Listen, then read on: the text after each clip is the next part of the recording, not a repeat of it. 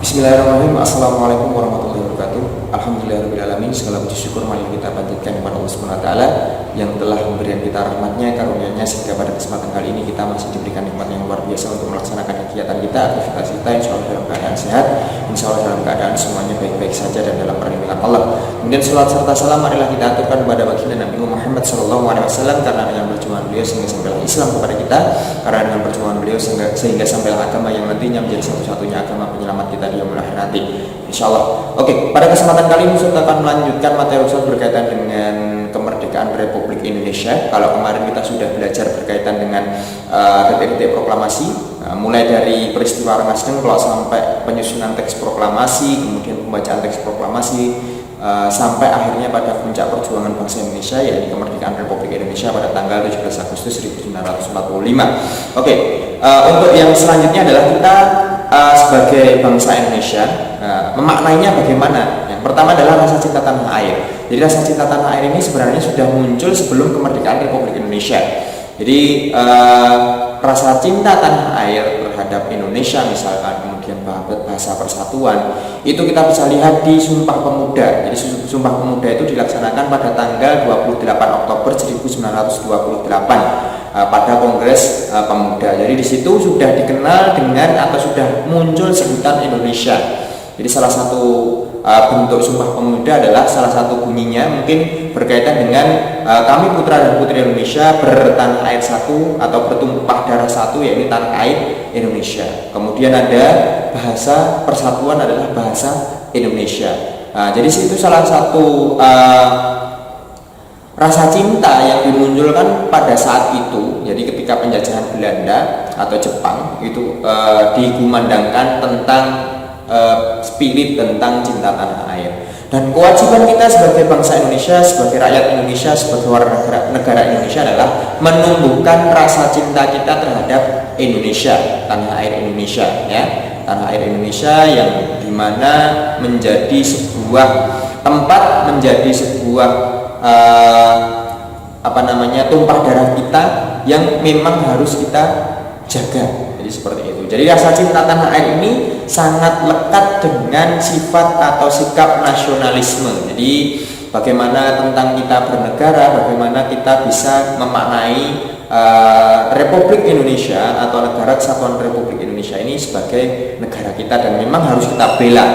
Jadi memang harus kita bela baik secara fisik maupun non fisik. Nah, secara fisik bagaimana ketika mungkin ada negara lain yang menyerang, kita juga harus membela.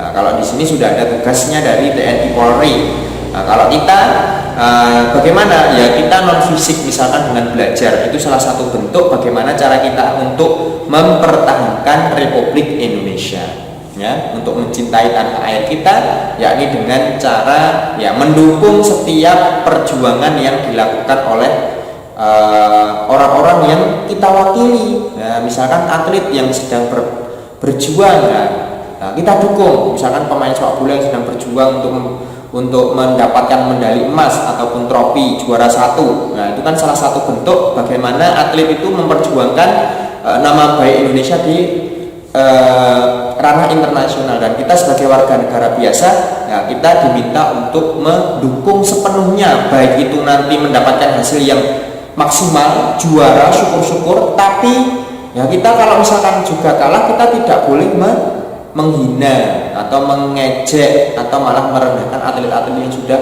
berjuang. Kita tetap dukung mereka. Oke, rasa cinta tanah air ini kita bisa bentuk dimulai dari sekarang.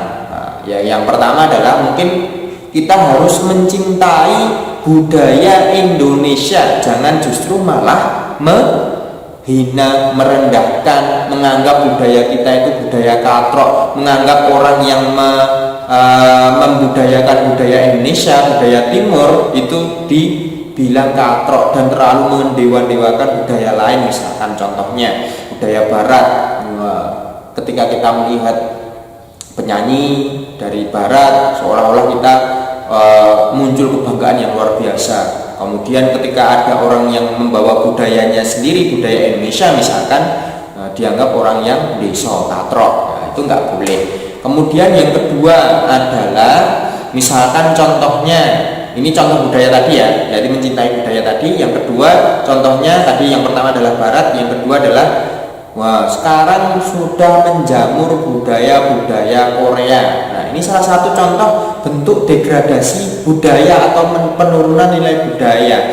Jadi kita sebagai bangsa Indonesia jangan sampai menghilangkan identitas kita sebagai warga negara Indonesia. Jadi yakni warga negara yang selalu menempatkan nilai-nilai kesopanan dalam kehidupan kita. Jadi seperti itu. Misalkan budaya K-pop seperti ini kan memang ya memang tidak ada salahnya, cuma harus kita filter mana yang baik, mana yang buruk ya, mana yang baik, mana yang buruk, dan kita jangan terlalu berlebihan untuk mencintai budaya orang lain, budaya negara lain. Kita boleh belajar tapi tidak boleh sampai mencintai atau fanatik dengan budaya negara lain. Ibaratnya kalau fanatik itu ketika budaya, misalkan kita contohkan misalkan K-pop seperti ini ya, misalkan kita kritik tanpa peduli kritikannya, isi kritikannya, yang penting ketika K-pop ini diserang, dia membela habis-habisan. Itu juga tidak boleh. Jadi kita sebagai bangsa Indonesia harus bisa menempatkan diri, ambil budaya yang positif, kemudian yang cocok dengan Indonesia, kemudian kalau yang tidak cocok jangan sampai dipakai seperti itu. Kemudian yang berikutnya adalah kita harus bisa menjaga atau kita mempelajari budaya daerah-daerah lain ya, budaya-budaya daerah lain, kemudian kita pelajari, kita maknai agar muncul apa? Agar muncul rasa saling menghargai. Jadi tidak menghina antar daerah. Jadi rasisme itu tidak akan ada ketika kita sudah memunculkan sikap untuk cinta terhadap budaya daerah lain ya. Nah, saling menghargai, toleransi terutama akan muncul ya. Misalkan kita orang Jawa, nah kita sesekali bermain ke Bali misalkan, kita sesekali bermain ke Sumatera misalkan, kita sesekali bermain ke Papua, kita sesekali bermain ke Kalimantan. Kita lihat di sana apakah budayanya itu bagus. Nah, kemudian kita juga bisa mempelajari juga, karena yang namanya budaya itu kan dari kata budaya, budi dan daya. Jadi kemampuan kita sebagai orang atau manusia yang memiliki akal. Tentunya budi dan daya itu bisa, atau budaya ya, itu bisa lebih umumnya itu memiliki sebuah nilai-nilai kebaikan. Jadi setiap daerah itu pasti memiliki nilai-nilai kebaikan dalam budayanya. Jadi seperti itu. Jadi kita mencoba untuk